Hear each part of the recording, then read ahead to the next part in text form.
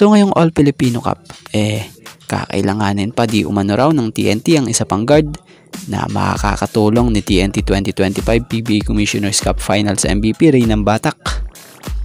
So isa, si TNT Team Manager Coach Jojo Lastimosas nag-reveal na tinitingnan nila ang paggawa ng deals dahil na rin sa pagkawala ni Jason Castro due to patellar tendon tear sa kanyang kanang paa.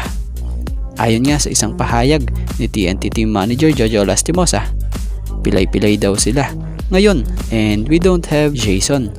But sana nga raw itong paparating na komprehensya, gagawa sila ng hakbang para kumuha nga raw ng point guard.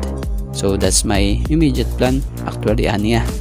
So isa din sa dahilan kaya plano nila na magdagdag pa ng point guard dahil na rin sa para may makatuwang itong si Reynam Batak at ang target nilang Grand Slam. Speaking of Troy Rosario, marahil isa ka sa bibilib kay Troy Rosario pag nalaman mo ito. Marami ang nambabash kay Troy Rosario dahil bakit daw hindi ito masyado naramdaman sa kakatapos lang na finals ng PBA na siya pa namang inaasahan raw sana ng Hinebra. So para matigil na rin yung bashing kay Troy, nais lang natin talakayin ang mga totoong kalagayan nito bago pa man naganap ang finals this PBA 49 season ng Commissioner's Cup. Hindi madali ang ginawa ni Troy Rosario na maglaro na kahit pa ito'y may iniinda ng injury.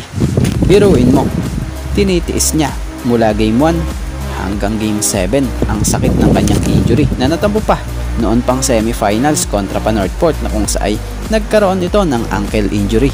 So alam nyo bang ito ang naging lagay ng nasabing manlalaro after ng game ng seryeng ito sa finals. Kita ang bakas na hindi pa ito talaga magaling na kung saan parang nagsariwa pa dahil sa namaga at nag-uube pa ito. Mahirap mong tutusin ang sakripisyo na ginawa rin ni Troy na ito. Ikaw ba naman may injury na pero ilalaro mo pa?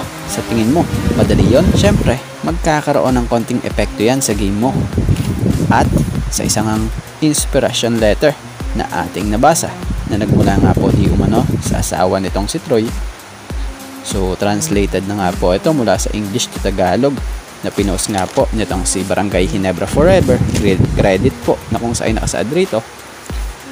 Walang mga dahilan, walang mga reklamo, pawang grit at pagmamahal para sa laro.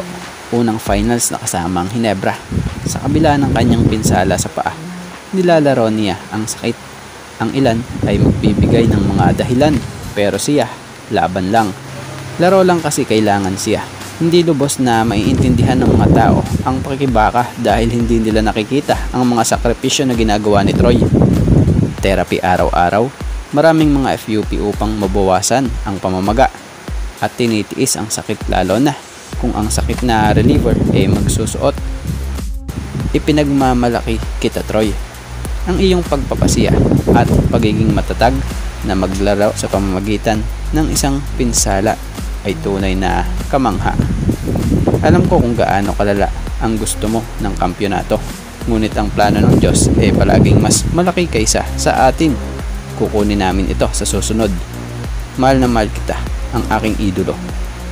So yan ang nasambit ng asawa nitong si Troy base rito sa pinost ni Barangay Hinebra Forever. So big respect for Troy.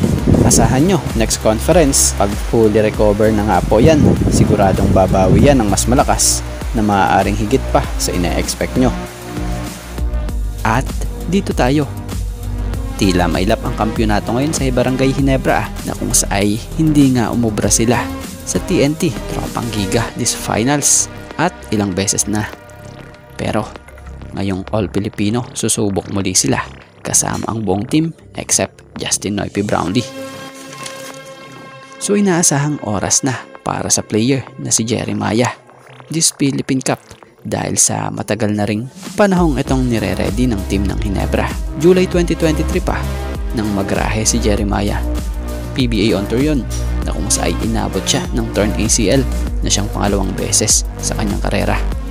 So si Jeremiah Gray, napakita rin niya on nito at napainit na rin nila coach team ito last semis kontra Northport na kung saan pinakita ni Jeremiah kahit sa kakaunting minuto na kaya niyang gumawa ng magagandang opensa para sa Ginebra at makatulong.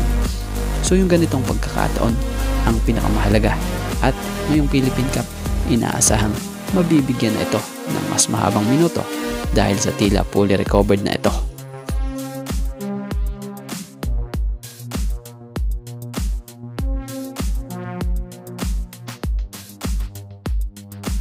At dito tayo kay Maverick Ahamnisi.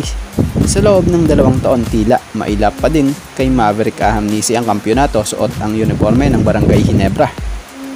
So naging malaking bahagi si Maverick Ahamnisi sa tagumpay ng Ginebra sa Game 4 at Game 5 ng serye sa finals na ito.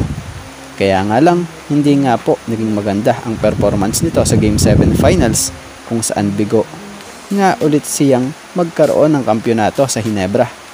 At nito lang, may nabasa nga tayo na nirepost nga po ni Sir Snow mula sa dati niyang post ang tila komento niya sa player na ito, na kung sa ay parang sinasabi dito na si Mav ang mala sa Ginebra. At ilan pa nga ngayon, may mga nababasa rin tayo na nagbibigay ng mga komento about kay Maverick na mas maganda raw di umano i-trade na ito ng Ginebra habang mataas pa ang value at humanap na lang nung mas fit pa sa Ginebra. So para sa opinion natin, okay naman si Maverick, pero syempre nasa sa Ginebra pa nga rin yung decision yan kung ano ang susunod nilang plano. So kayo, ano ang opinion nyo rito? Sa tingin nyo ite-trade kaya ng Ginebra itong si Maverick Ahamnisi? At bago nga ang lahat, baka naman po pwedeng makahingi ng isang subscription para sa ating channel or paki-follow na rin po kung nagustuhan nyo ang ating mga basketball update. At kung ito na may makakabigat para sa inyo, kahit isang like and share na lamang po. Maraming salamat po.